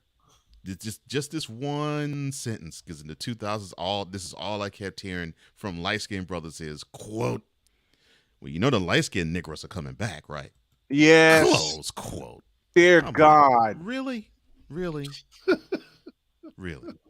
I don't know about y'all. I gave light skinned brothers the Heisman Trophy stiff arm. Y'all ain't coming back. Not y'all ain't coming back. That makes two of us. Back. Yeah. That makes two of us. Oh, good gracious. Put you in the figure four and it's done, man. I couldn't stand, look, when I was in high school, I never followed a group of people. I was like my own person. Give him a judo chop and chop him down. I chop him down with the side of my hand. Oh, gosh. You got to do what you got to do. I mean, it's survival of the fittest. It's survival of the lightest. It's survival of the fittest. Not survival. And so, girls back in high school, and look, man. And I would tell them, look, what's wrong with me? Well, you all right. What do you mean the hell am I all right? I'm not cracking any mirrors around here. Yeah, I'm all right. Oh, Lord. Oh, jeez. To a degree, I hated high school, man. High school was getting on my damn nerve. Case in point. Agreed. Case in point. I met my wife in high school, so there was some great stuff at times. That was the greatest thing that ever happened to me. Right. Prior to meeting my future wife, I was nervous. The voice of confidence you have now, I never had that in the beginning. I was very shy. I didn't like to speak sometimes because I was a cross between voice, going over all the adolescence between James Earl Jones and Pee Wee Herman. It was not a cool look for me. I was the lowest of lows and highest of highs, so it was not good. The times when I was smooth out and my voice sounded somewhat normal, I had the nerve or the gumption to walk up to a girl and ask her, hey, after school, you can go to McDonald's, it's on me. Well, Valerie said that, you're not look so good. Well, first of all, who the hell is Valerie? I know who Valerie is. Yeah, but Valerie said, stop the conversation. Who is Valerie? Well, she's in my division class, and she told me you don't look. You gonna follow what somebody else says? Yeah, but I'll tell you what. Why don't you go date Valerie? Not date. I tell you what, go to McDonald's on Valerie. It won't even be on me because you got a thing for Valerie. But Valerie says, shut up. Oh, Lord. I can't make this stuff up. I'm telling you. No, you can't make this up. Now, was I perfect? I don't walk on water. Everybody got their thing. Right. But what I could never understand is people who follow blindly in any way, shape, or form. You can be brainwashed. It's a form of brainwashing. Right. If you can be led that easily, we're talking about 14, 15 years old. Right. If you can be led by Valerie telling you who to like and who not to like, something's wrong with your mind. I didn't even met the girl, and got on my last nerve. Been there. I kid you not. Been there. Oh, I know you don't, kid. Look, been there. Been there. It was a young lady I liked, and I went to approach her, and she gave me the same runaround. So I gave him the Heisman Trophy stiff arm and was on my way.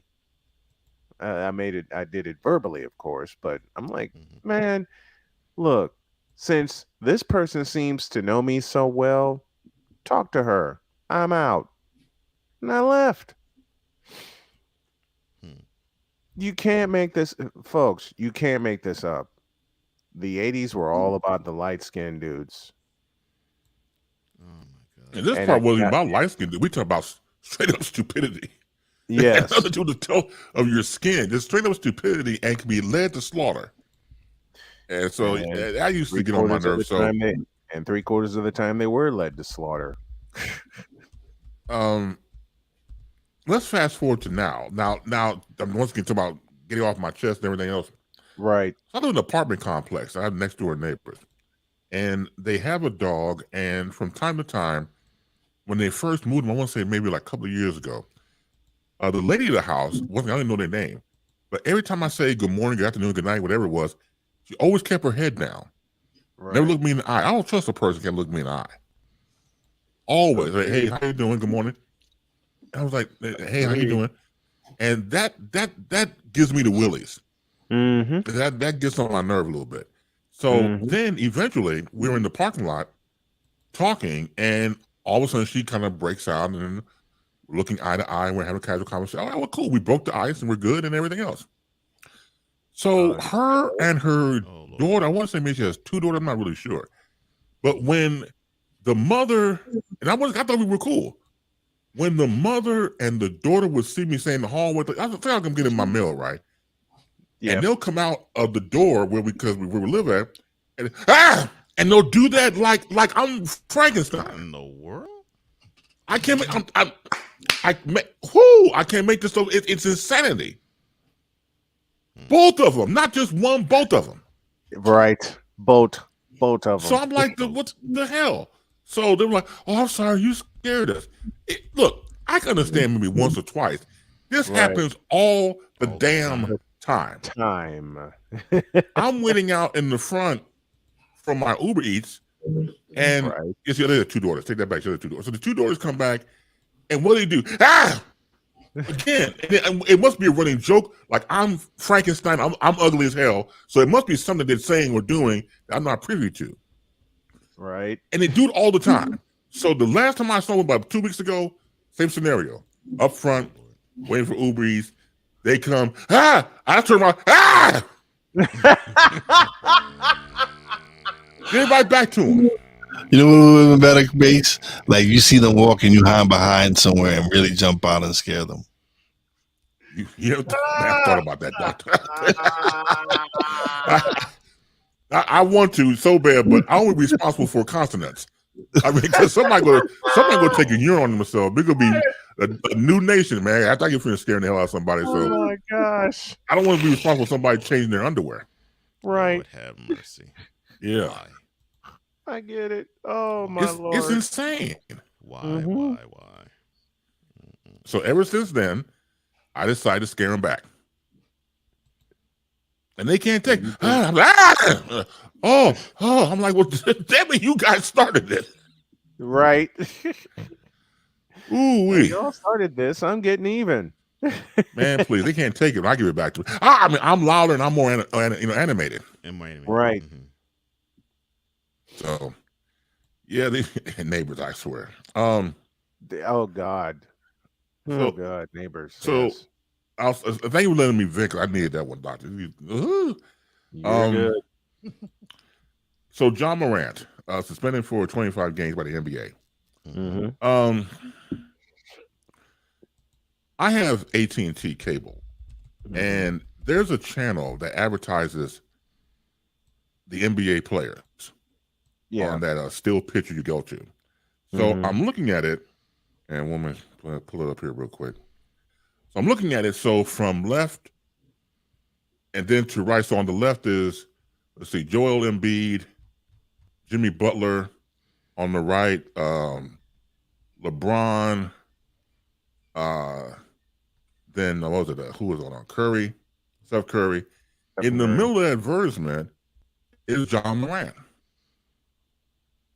So I look at that, and then I hear about a suspension, and I hope that there's somebody, whether from inside the family or outside the family, that really gives a damn about him, and sit him down and realize what he has done to himself and what's at stake, and jeopardizing a brilliant future career. And that was something I touched on, base, where I just felt that everybody was just attacking him, and instead of focusing on like what can we do to get him to understand what he's doing wrong. Yes, right. Where can we step in and help as older black men and talk to this young brother and tell him, listen, man, you got so much opportunity ahead of you. You have the world in the palm of your hand, because he does. He does. You're blowing it for what? To show that you're gangster? To show that what? That you can flash a gun and what is? It's not bringing anything of value to anyone. And it's something that Wise talked about and Cole talked about in an earlier conversation sometime back about Ja Morant. Ja, you are not about that life. No, Quit it's it. not. Yeah, I Quit mean, it. someone all of our ages would have to say to him, "Look, dude, you are." Yeah. Yeah. Stop doing it. It's not sexy. It's not provocative. It may get you some likes and you're on the IG and everything else. But people you respond in also- kind. Right. But it's just not going to. I'm sorry. Go ahead. You also put your career in peril. Kyrie Irving, hello. You also don't put think your career in peril. We don't think about your career when you do things like that. Had you thought about your career, it never would have happened in the first place. True. 100. Very true. 100. Yes, sir. It's one thing to play in the league. It's another to be one of the faces for the league. Of it. Yes. It is, man, And look. he's one of them. And he's one of right, them. To achieve that takes hard work and skill, and you don't want to lose it because you could easily be replaced. Easily. I think he's starting to realize that now. Well, I hope so for his sake. I hope so. I do too. Because and whether I'm sorry, go ahead. No, because he does have to understand. I mean, he's what, 24, so he still has a lot of career left in him if he remains healthy and steers clear of what he's been doing the last year plus. But he does have to understand, like you said, Base. He has to understand. It's like, man, I know I get to do this, and I'm one of the. I know he could actually say I'm one of the 10 best, but doggone it, I really do hope it does sink in that he has to say, shoot, man, I'm messing my stuff up. I mean, I could set my daughter and however many more children I do have in her generation, and her sons and daughters' generation. I could set them up for not just my life. I could set them up for my daughter's life, and I could set them up for my daughter's children's lives. But I can't screw this up. Exactly. If he has not seen the movie, I highly not sort of recommend movies here. I would recommend for him and all of us here in the scene or not, Air. If you have not seen Air, check that out. Movie. That's a bomb movie. Yes. I love Air. I love it. And someone like Ja Morant would not be here for a shoe deal had not been for one Michael Jordan who paved the way for all these cats. Yeah. Man, you need to sit down and watch that. The year 1984, in terms of shoe deals, endorsement deals, changed forever when Michael Jordan arrived. And the way players negotiated that And changed listen, forever and because of him and his mother. And the thing is, Michael, Barkley talks about it. He was like, he said, "Yo," he said, "Charles, I saw your contract." He says, "Why you got all that money?" He says, "You're getting like $3 million in cash." He's like, "Why don't you take $1 million and get a percentage and take the rest in stocks and stuff like that?" And that's where Mike has transcended, because he knew the business end of it. He's like, "All right, you can pay me this little bit now, but I want the back end money." He took a business class. He took a couple of business classes at UNC. And the person who recommended that, Dean Smith. Well, when you watch the movie and you see the influences from his family, as we know back in history, so there's no Michael Jordan had 3 years at UNC. It was into his contract, written in his contract, that he must go back to University of North Carolina to get his degree, and then have an incentive paid when the degree is delivered. So his family, combined with Dean Smith, was able to have that family first mentality into his life business wise. Right. Absolutely. You mentioned about Zion Williamson. So I know you guys mentioned this or seen it, probably have, because you guys are like sports gurus. So Charles Barkley reached out to him via the steam room and said that he didn't know him personally, but he won't let him know that if you're not careful, you can eat your way out of the league. He said there's a lot of brothers that he knew ate themselves out of the league. I never thought about that. Sure did. Yeah, I mean, that's a lot of brothers. So, you think about it, that just sat on the bench, got injured, whatever, and didn't want to work out in rehab, and just started to eat, and gain all this weight to the point he can't even play anymore. And as he said, going back to Barkley, had not been for the late, great Moses Malone telling him, your ass got to lose weight. That was pretty much a direct quote. That's direct. That's direct. That's exactly what he said. And That's that's exactly how he said it. Yeah. And he helped him. He lost 15 pounds and went on from there. But he had someone to help him. I mean, he said Malone helped him lose weight side by side. Because at the time, Charles Barkley had just gotten drafted, and Moses was still in his prime with Philadelphia. Yeah. It's a blessing when someone takes an interest in you who's been down the road you're about to travel. Yeah. Moses didn't have to take him under his wing. Moses is Moses. We talk about got from Houston Rockets to Philadelphia 76ers, the infamous or famous fo and foe. For the playoffs back then. Yeah. Fo. Because back then you only had to. Because back then, if you got the number one seed in your conference, you only had to win 12. Right? Yeah. Yeah, you got to buy. You got to buy. They changed the format in '84, right? Where everyone had to play a first round. Teams. But 83 was the last year you got to buy into the second round. Because at first, when he said it, when I heard he said that, I was thinking like that. I was like, wait a minute.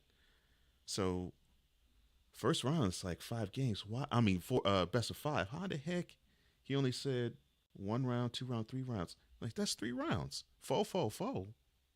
And then I did the study, and I was like, oh, that's right. The top seed in the conference got to buy. Yeah.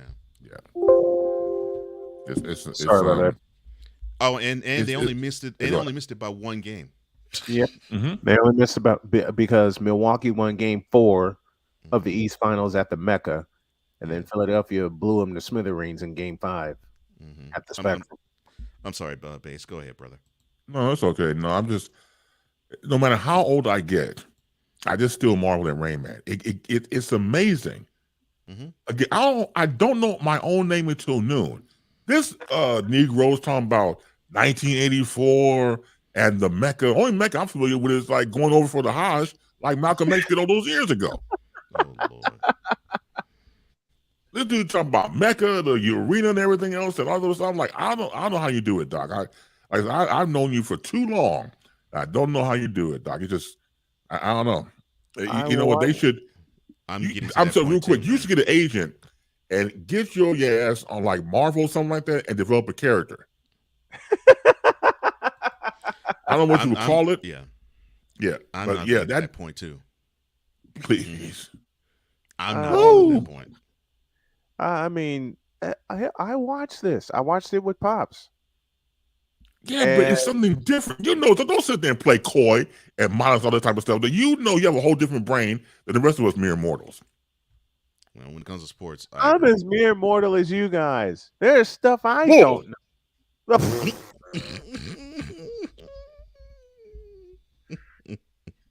I'm being called out by I don't one of my believe you. best friends. I'm sorry. I'm I love being you, but I don't called believe out- you. I'm being called out by one of my best friends in the business. I don't believe you a bit. And I'm sorry. And I really can't disagree with him. You keep out of this.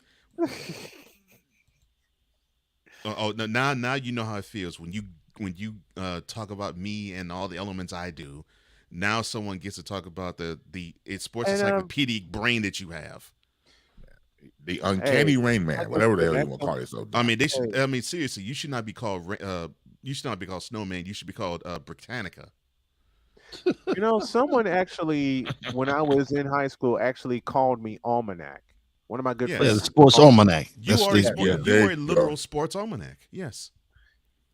I watched most of this stuff as it happened. We I know. watched it live. I know. So did Bay. So did Y. So did I. But you retain. But we don't spit. We don't spit them numbers out. Yeah, you retain a lot of it. Can't help it. Father's knowledge and both brains from both parents. Can't help it. Yeah, I understand all that. And Dad got me into. Still doesn't make you human though. I don't give a damn what you say. I'll bite. Why not? I'll bite. It doesn't. He said it doesn't. He said it doesn't make me human. Good grief.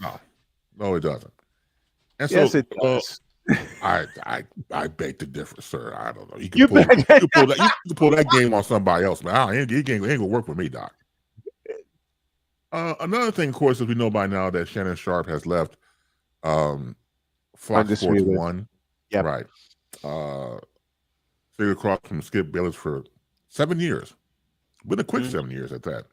So I'm going through my phone with news. So there was this thing about Jason Whitlock blasting Shannon Sharp for getting emotional during the show. I didn't even read it. I didn't read it. Anything Shannon, not anything. First of all, anything Jason Whitlock's going to say, already know is messed up. So I don't even waste my time. So the thing about Jason Whitlock, people understand. Mm-hmm. When he was back on Fox Sports 1 himself, a lot of sometimes these cats take these conservative angles in sports. Yes. And he's one of them. Mm-hmm. Where he works at now with social media services for The Blaze, that's owned by conservative talk host Glenn Beck. So again, that connect. So I know anything going to say is going to be on conservative slant and everything else. Yep. And I'll tell you something, the whole thing with Skip Bayless. I would rather watch Craig Carton, who's leading WFAN in New York, radio-wise. I remember Carton. I know Carton. The Carton Show on Fox Sports 1. I would rather watch that before I watch Skip Bayless. Any day of the week. I agree. And his show, I mean, I like his co-host. I like Tim Hardaway Jr. Senior. He's on there. James Jones and Cody Decker. Good crowd of people. So I'm cool with that. Yes. And so now Carter's going to commit full-time to working at Fox Sports 1 because he would do the morning show for Fox Sports 1 and the afternoon show with WFAN. Man, now you don't know if you're coming or going. That's a lot of work. So more power to him. It's a lot of work. It's a lot of work because he does the Carton show for 2 hours in the morning, and then he would zip to WFAN to do Carton and Roberts, which is a hell of a show. I had a chance to listen to it. Hell of a pairing with him, Evan Roberts. But with the schedule I put together for myself, I understand how it is. Yeah. I understand how it is. It's hard. It's hard working. Base, you've been in radio many, many years. Mm-hmm. You know how the scheduling works or doesn't work at times. Right. It gets crazy. Speaking of schedule, we got to get on out of here. But I love you, Base. We love you so much for coming on. Thank you for making this so special. I will not be here next week. I'll be on vacation with my wife, but I want to send you much love and many flowers and happy Father's Day early to you and all the fathers out there. We appreciate you. Thank you so much, Base. Happy Father's Day to all. Take care. Have a great weekend, everybody. And now, the transporter to Hades, the reformer of hooker whores, and the bronze god, the one, the only, the legendary Chris Bay.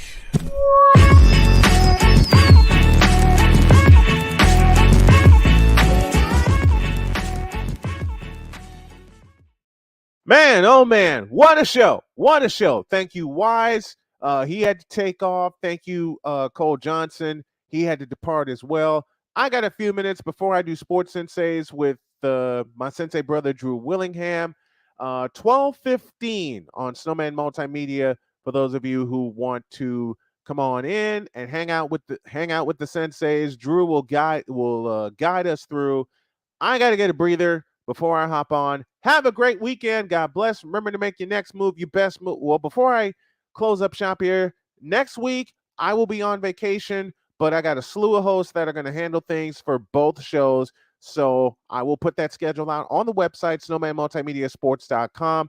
Be on the lookout for it. Have a great weekend. God bless. Remember to make your next move your best move. And always remember, if your dreams don't scare you, they're simply not big enough. Dream big, do bigger. We are, and we hope y'all are too. And Allegiant Stadium in Las Vegas, we're coming for you. Radio Row, Las Vegas, we're coming for you. I am out of here. I'm heading over to the Senseis. I will see y'all 1 week from Monday. So long, everybody.